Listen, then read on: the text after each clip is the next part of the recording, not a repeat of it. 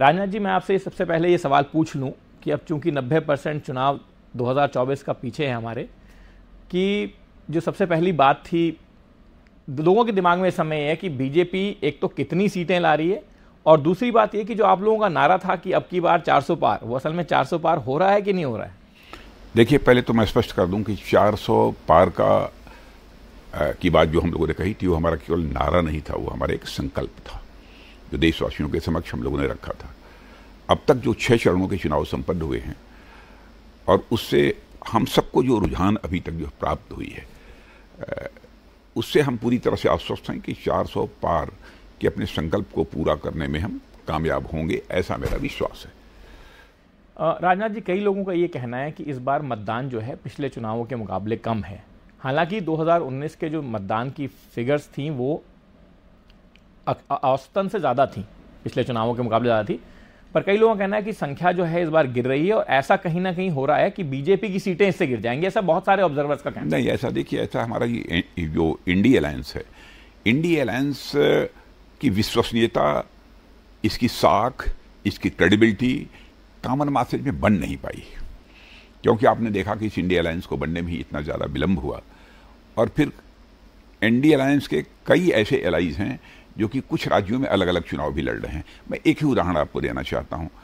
आम आदमी पार्टी है, आम आदमी पार्टी पंजाब में कांग्रेस के खिलाफ चुनाव लड़ रही है, लेकिन दिल्ली में साथ मिलकर लड़ रहे हैं, कुछ अन्य स्थानों पर साथ मिलकर ये चुनाव लड़ रहे हैं।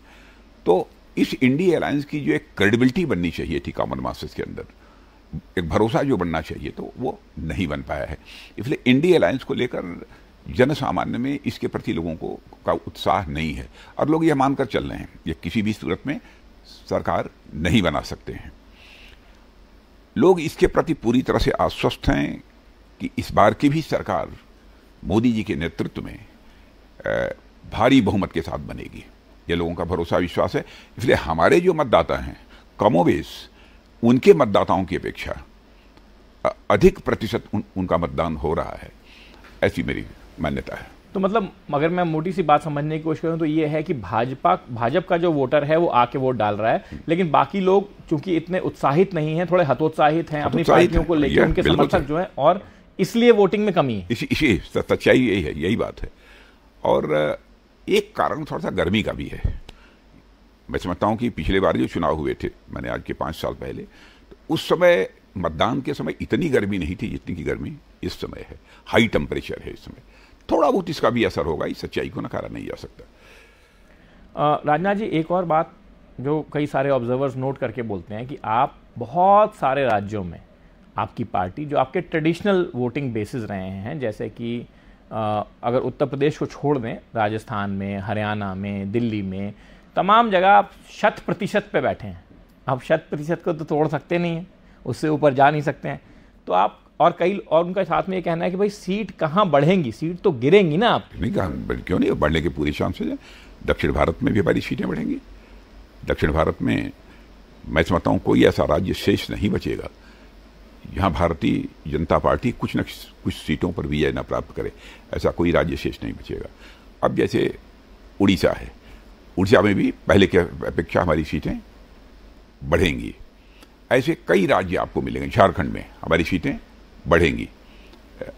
मध्य प्रदेश में भी हमारी जितनी सीटें थी उसमें 1-2 बढ़ेंगी, माने घटने वाली नहीं है। बल्कि मैं मध्य प्रदेश के बारे में कह सकता हूं कि सारी की सारी सीटों पर भारतीय जनता पार्टी ये विजय प्राप्त करेगी।